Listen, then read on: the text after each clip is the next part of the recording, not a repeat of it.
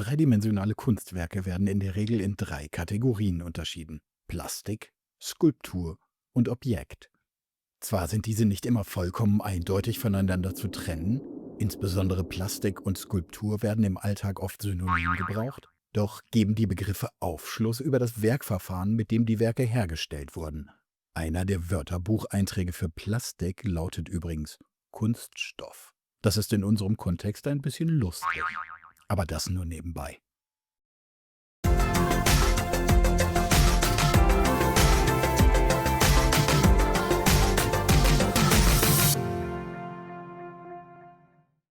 Also, Marmorskulptur versus Bronzeplastik. Zur Klärung gleich zwei absolute Klassiker vorneweg.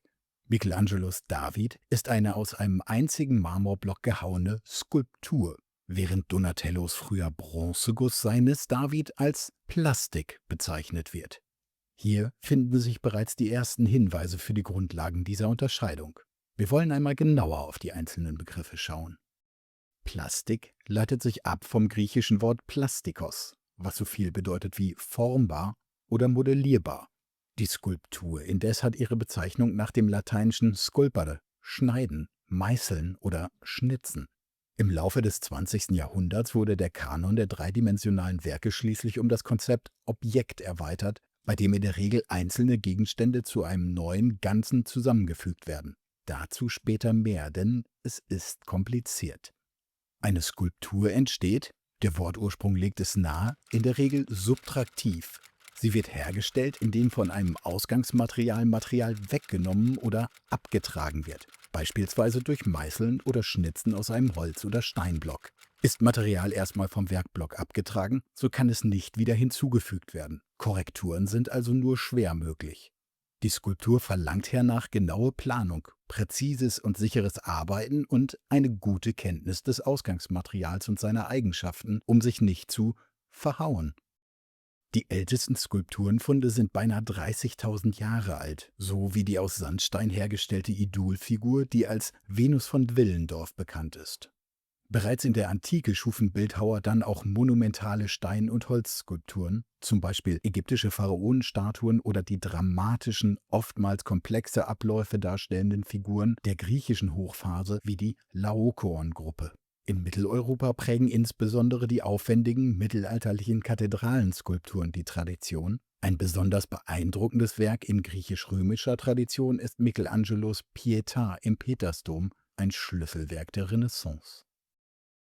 Eine Plastik hingegen entsteht im engeren Sinne durch Auftragen und Formen von weichem Material oder durch Gussverfahren. Zu letzterem gleich noch eine Besonderheit. Plastiken werden additiv, quasi aus dem Nichts aufbauend hergestellt. Aus formbaren Werkstoffen wie Ton, Wachs oder Gips wird, häufig auch auf einem tragenden Gerüst im Werkinneren, der sogenannten Armierung, modellierend das Werk geformt, indem Material hinzugefügt und anschließend bearbeitet wird. Oftmals wird indes nach dem Aushärten des Materials auch skulptierend am Werkstück weitergearbeitet. Übrigens, die leichte Formbarkeit und die Möglichkeit, nachträglich korrigierend einzugreifen, lässt zahlreiche Bildhauer bei den Planungen und Entwürfen ihrer Skulpturen neben der Zeichnung auch vor der Arbeit am eigentlichen Werk auf die Plastik als Medium zurückgreifen. Solch ein sogenanntes Bozzetto oder auch Makett ist häufig eine wichtige Vorstufe, um Änderungen und Arbeitsschritte zu erproben, Licht und Schatten zu studieren. Es dient aber auch dazu, eventuellen Auftraggebern die Gelegenheit zu geben, Änderungswünsche anzubringen. Diese Art der Prüfung und Absicherung ist insbesondere bei einer besonderen Ausprägung der Plastik wichtig, dem Bronzeguss. Für dieses enorm aufwendige Verfahren wird eben in plastizierender Arbeitsweise ein Positivmodell als Gussform des geplanten Werks erstellt, um das anschließend eine formhaltende Hülle, zum Beispiel aus Sand, gesetzt wird. Je nach Materialanlage des Modells geht dieses beim Gießen des heißen Metalls verloren, bei Wachs beispielsweise. Oder aber es wird eine dauerhafte Gussform angelegt, die wiederholt genutzt werden kann. Ein Beispiel für eine solche Plastik ist etwa Auguste Rodins Das eherne Zeitalter, deren lebensgroße Figur durch Bronzeguss additiv geschaffen wurde. Mit dem 20. Jahrhundert erweitern sich die bildhauerischen Möglichkeiten stark, sodass viele Werke sich weder klar als klassische Skulptur noch als Plastik einordnen lassen. Ein Hilfskonstrukt ist deshalb der heute verwendete Begriff Objekt. Auch hier sind die Grenzen jedoch fließend und nicht immer eindeutig bestimmbar. Als Ursprung und Vorläufer werden gemeinhin die Materialcollagen der Kubisten und Dada-Künstler wie Kurt Schwitters betrachtet, in denen dem Relief nicht unähnlich plastische Gegenstände auf einer Grundplatte montiert wurden. Ausgangsmaterialien können bereits existierende Elemente, Readymates, gebrauchte Fundstücke, Objet trouvé, oder eine verfremdende oder zusammenfügende Kombination aus allen dreidimensionalen Arbeitsformen sein, die als Werk zu einem neuen Ganzen erklärt werden. Bekanntes Beispiel für ein Ready-Made ist Marcel Duchamps Fountain, ein signiertes Urinal, das Duchamp augenzwinkernd zum Kunstobjekt deklariert.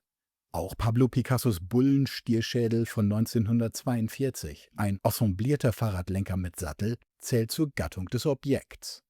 Nach diesen spielerischen Anfängen hat sich die Objektkunst als hochgradig eigenständiger, oft sozialkritischer Teil der bildenden Kunst etabliert. Die zeitgenössische Objektkunst sucht und findet dabei immer neue Ausdrucksformen. Die Fachsprache macht zwar auch heute noch den Unterschied zwischen den Herstellungswegen dreidimensionaler Werke deutlich, die Grenzen zwischen Plastik, Skulptur und Objekt sind indes eben deutlich fließender geworden. Die tradierten Unterscheidungen sind mit den neuen Werkstoffen und Techniken nicht mehr allgemeingültig anwendbar. So gibt es Übergänge zu körperhaften Objekten in neueren Kunstgattungen wie etwa Installationen mit oft kinetischen Elementen, Projektionen oder Klang oder aber sogar zu den Werken der Land Art. Und auch die Performance ist eine Ausdrucksform, die im dreidimensionalen Raum stattfindet. Ich habe ja gesagt, es ist kompliziert. Und um es noch komplizierter zu machen, noch ein Hinweis. Für die Werkbetrachtung anhand von Abbildungen besteht, man merkt es natürlich auch in diesem Video, ein sehr eindeutiges Problem.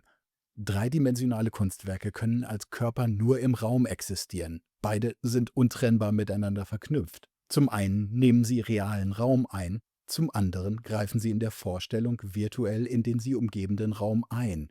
Sie tun dies, indem sie mit positiven, aus vorhandenem Material bestehenden Formen sowie negativen, abgetragenen Formen, also Öffnungen und Durchbrüchen, eine Raumwirkung erzielen.